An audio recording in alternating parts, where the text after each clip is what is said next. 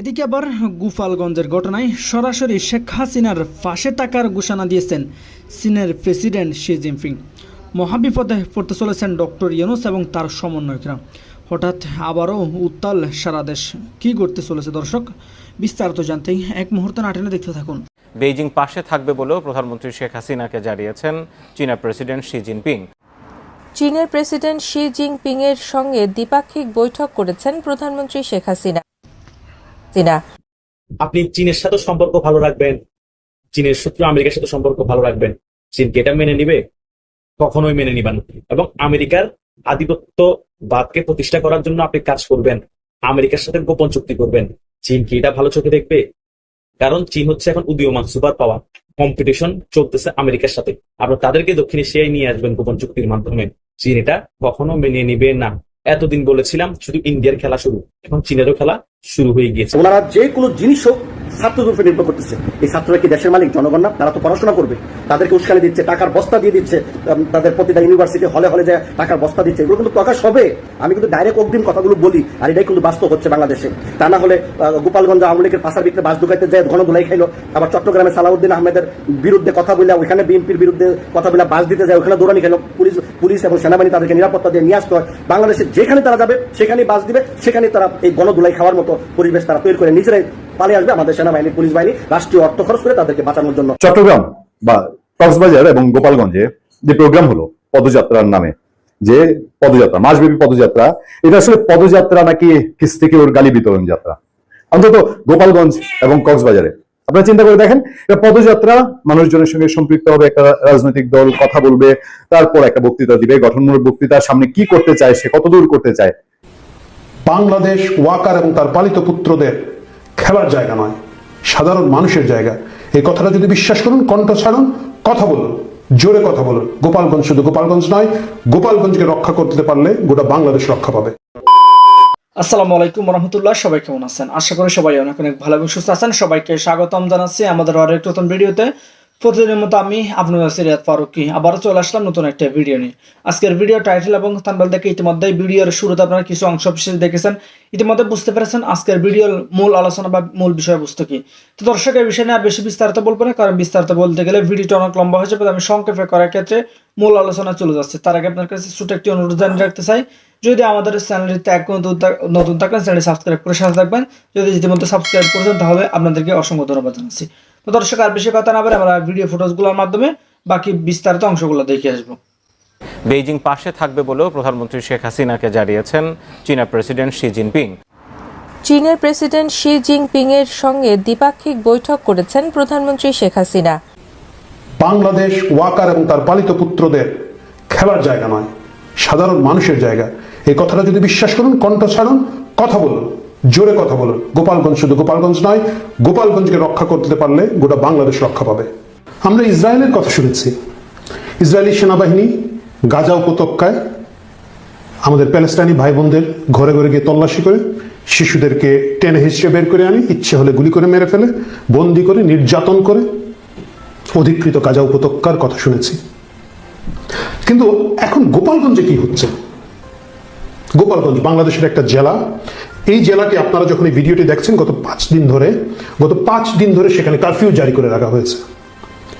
সমকাল পত্রিকা জানাচ্ছে শিশু, কিশোর, আবাল, বৃদ্ধ বনিতাকে গণহারে গ্রেফতার করা হচ্ছে। গোপালগঞ্জ কারাগারে জায়গা হচ্ছে না বলে পাশের দুটো জেলার কারাগারে তাদেরকে বন্দী করে রাখা হচ্ছে। এই প্রথমবারের মতো আমরা দেখলাম পুলিশ, র্যাব, সেনাবাহিনী, বিজিবির পাশাপাশি কোস্টগার্ড মোতায়েন করা হয়েছে গোপালগঞ্জের জন্য।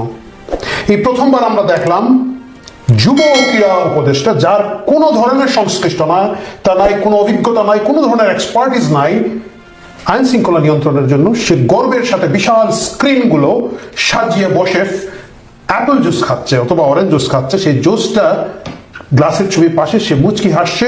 ফেসবুকে সেই ছবি দিয়ে আসিফ মোহাম্মদ সজীব ভুইয়া, আমাদের সেই 300 কোটি মারা এপিএস চোরের বস, প্রকাশ্যে হুমকি দিয়ে বলছে গোপালগঞ্জের লোকজন রাতে যাতে বের হতে না হয়, খুব বিশেষ জরুরি প্রয়োজন যাতে ছাড়া কেউ না বের হয়। প্রিয় দর্শক, গাজা উপত্যকার সাথে গোপালগঞ্জের আজকে কোথায় তফাৎ আপনারা আমাকে বলেন? কি এমন ঘটেছে যে আজকে 5 দিন ধরে কারফিউ দিয়ে ঘরে ঘরে তল্লাশি করতে হবে, কোস্ট গার্ড নামিয়ে দিতে হবে, এবং পারলে জেনারেল ওয়াকার এবং তার পালিত বা তার বস হোয়াটএভার ডক্টর ইউনূস, তারা দুইজন মিলে পারলো এখানে বিমান বাহিনী নামাতো, সম্ভবত গোপালগঞ্জে বিমানবন্দর নাই বলে ওইটা তারা করতে পারছে না। ঘরে ঘরে নির্যাতন চলছে, অমানবিক নির্যাতন চলছে। গোটা বাংলাদেশ চুপ। গোপালগঞ্জবাসীর দোষ কি? তাদের দোষ হচ্ছে তাদের জেলায় শেখ মুজিবের জন্ম হয়েছিল। তাদের দোষ হচ্ছে তাদের জেলায় মার্চ টু গোপালগঞ্জ ঘোষণা দিয়ে একদল লোক সেখানে গিয়েছে, যেতে চেয়েছে, যাওয়ার আগে ফেসবুকে টানা 5 দিন 7 দিন ধরে ওই জেলার প্রতি বিষোদ্গার করেছে।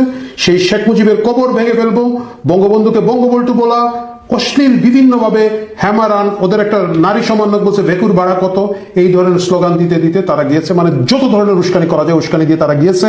যাওয়ার পরে সেখানে একটা তথাকথিত জনসভা করেছে, পত্রিকা রিপোর্টে এসেছে 200 লোক, এর মধ্যে তো আপনারা জানেন 100 হচ্ছে আমাদের মতো ক্যামেরা ধরা ইউটিউবার, সেটা আলাদা আলাপ। সো এবং সেখানে তারপরে যখন কিছু হয় না, আধা ঘন্টা ধরে গোপালগঞ্জের মাটিতে বলে গেলাম মুজিববাদ মুর্দাবাদ, এরকম যত ধরনের উস্কানি এই হাসনাত এবং অন্যান্য সমন্বয়টা দিয়েছে। দেওয়ার পর যখন গোপালগঞ্জবাসী আর মিনিমাম আত্মসম্মান, মিনিমাম ইজ্জতের কারণে এগিয়ে এসেছে, এবং তখন ফটাফট সেনাবাহিনী 4 জনকে গুলি করে মেরে ফেলেছে। পরবর্তীতে আরেকজন মারা গেছেন, এখন পর্যন্ত আমার যতটুকু জানা 5 জন মারা গিয়েছেন ঘোষিত।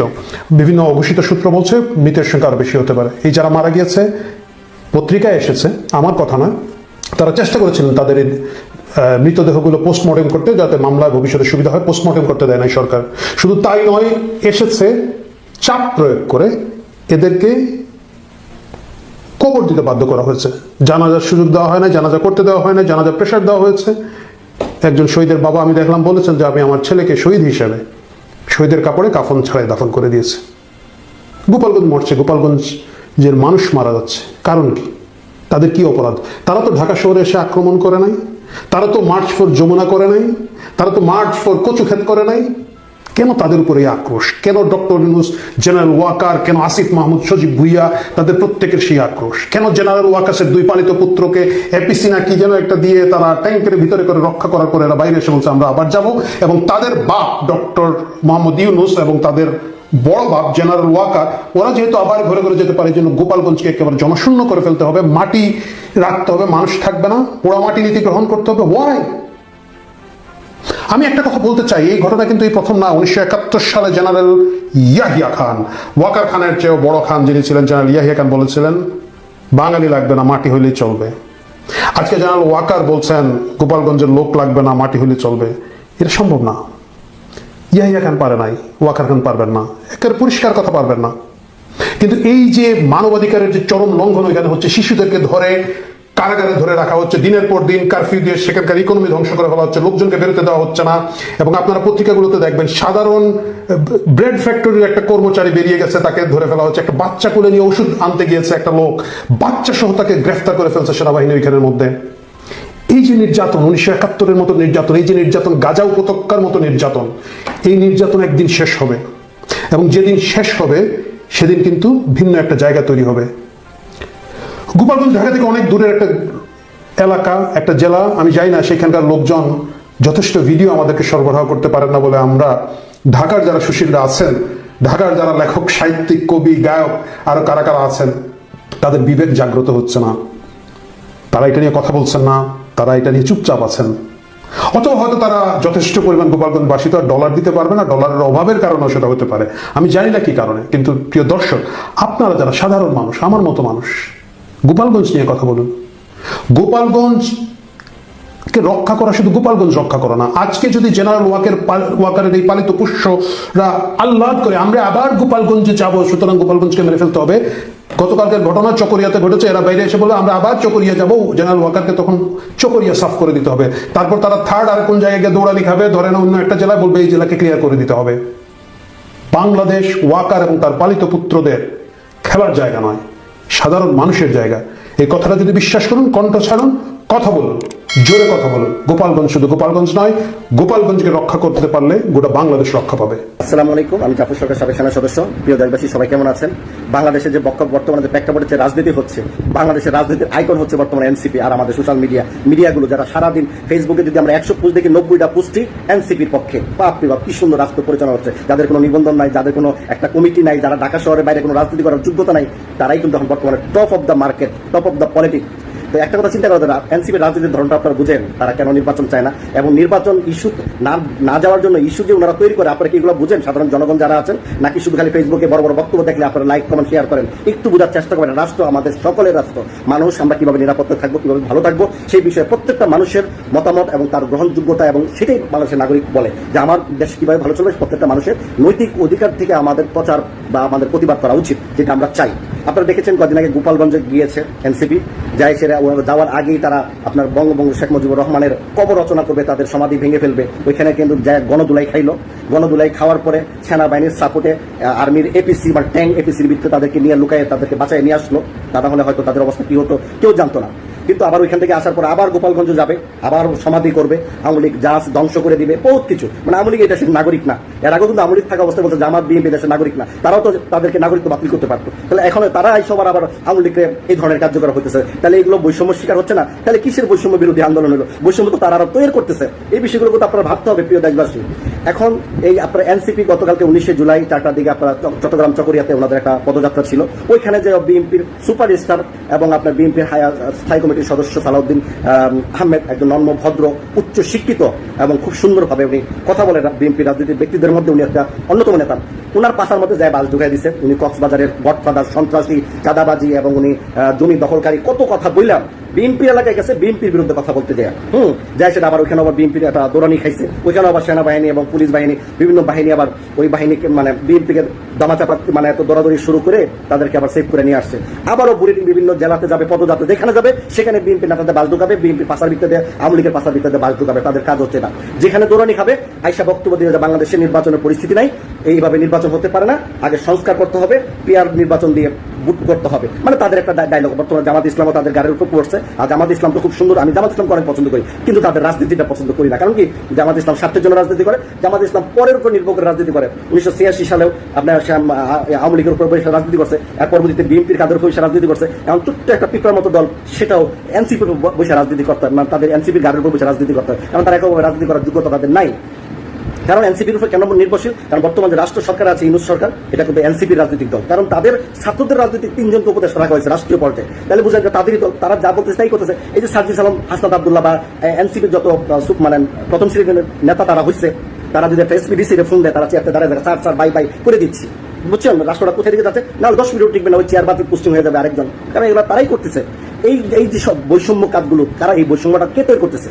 হ্যাঁ, বৈষম্য তৈরি করতেছে, পিয়ার নির্বাচন চাচ্ছে। কোনো একটা দুর্ঘটনা তারা নিজেদের ভুলের ঘটনা ঘটাইলেও আমরা নির্বাচন চাই না, নির্বাচনের পরিবেশ হয় না এই বাংলাদেশে, মানে সংস্কারের মাধ্যমে নির্বাচন দিতে হবে। কত বড় বড় আলাপ।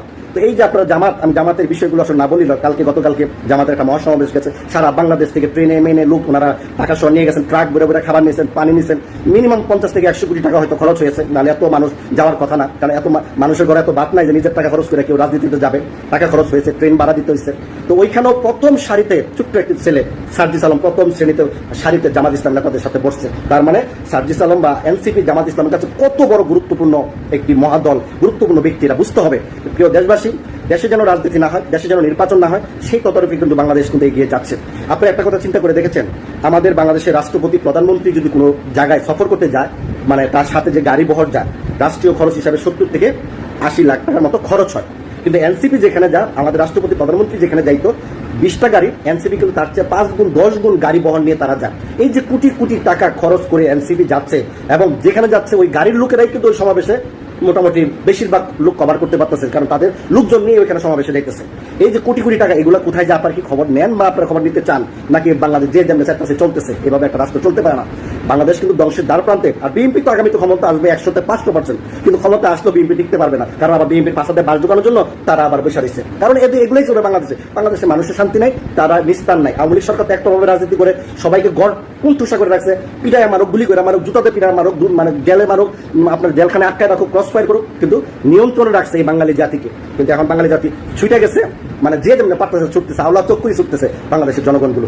একটাবার বুঝতে চাচ্ছে না, এই যে ছোট ছোট বাচ্চারা খালি পকেটে ডাইল দিয়ে ভাত খাইতে, আলু ভাত খেতে, বাড়ির থেকে বিকাশে টাকাই না, মানে একবেলা ভাত খেতে পারতো না, সেই ব্যক্তিরা এখন হাই পাই বাংলাদেশের সর্বোচ্চ দামি গাড়িগুলো, গাড়ির বহন নিয়ে তারা বিভিন্ন জেলাতে যায়, এগুলো নিয়ে কি আপনাদের মাথা ব্যথা নাই? আমাদের জানতে হবে, কারণ এরা আমাদের দেশের নাগরিক, আমাদের দেশের রাজনীতি করবে, আমাদের দেশের ছেলে, তারা বাংলাদেশের প্রধানমন্ত্রী রাষ্ট্রপতি হতে চায়। আমরা দেশের জনগণ বুটাতো, আমাদের তো এগুলো ভাবতে হবে, প্রতিবাদ করতে হবে। এখন কি মানুষ নিরাপদ? তাহলে আমরা কেমনে ভাবো যে ডক্টর ফখরুদ্দিনের চাইতে ডক্টর মোহাম্মদ ইউনূস বাংলাদেশের জন্য গুরুত্বপূর্ণ কাজ করছে? ডক্টর ফখরুদ্দিনের সময়, তত্ত্বাবধায়ক সরকার সময় ফখরুদ্দিন কি স্বার্থের জন্য, তার ব্যক্তিগত স্বার্থের জন্য কি কাজ করেছে? অথচ ডক্টর মোহাম্মদ ইউনূস স্যার উনি আসার পর ওনার ব্যক্তিগত স্বার্থগুলো উনি ঠিকই উদ্ধার করেছেন। ওনার গ্রামীণ ব্যাংকের যতগুলো পরিচালনা বা যতগুলো profit, tax, max, income tax যত কিছু আছে উনি কিন্তু ওনার স্বার্থ মতো কাজ করে ফেলেছেন। এদিকে ছাত্রদেরকে হাতে রেখেছেন, ছাত্রদেরকে উপদেষ্টা বানিয়েছেন, কিছু আওয়ামী লীগের লোকেরা উপদেষ্টা আছে, আপনার আরো আছে, তদন্ত করে পাবেন। কিন্তু এইভাবে একটা রাষ্ট্র চলতে পারে না।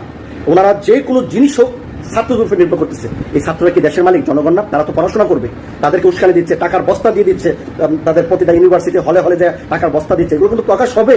আমি কিন্তু ডাইরেক্ট অগ্রিম কথাগুলো বলি, আর এটাই কিন্তু বাস্তব হচ্ছে বাংলাদেশে। দর্শক কিন্তু আপনারা সবাই ভিডিওটা দেখে বিস্তারিত বুঝতে পেরেছেন আজকের ভিডিওর মূল আলোচনা। ভিডিওটি দেখে আশা করি আপনার কাছে ভালো লেগেছে। ভিডিওটি কেমন লেগেছে কমেন্টে জানিয়ে ফেলুন। দেখাবো না কোনো ভিডিওতে, আমাদের চ্যানেলটিতে নতুন থাকলে চ্যানেল সাবস্ক্রাইব করে সাথে থাকবেন। এতক্ষণ সাথে থাকার জন্য সবাইকে অসংখ্য ধন্যবাদ। আজ এতটুকুই, দেখাবো না কোনো ভিডিওতে। ভালো থাকবেন, সুস্থ থাকবেন। চ্যানেলে নতুন থাকলে চ্যানেল সাবস্ক্রাইব করে সাথে থাকবেন। আল্লাহ হাফেজ।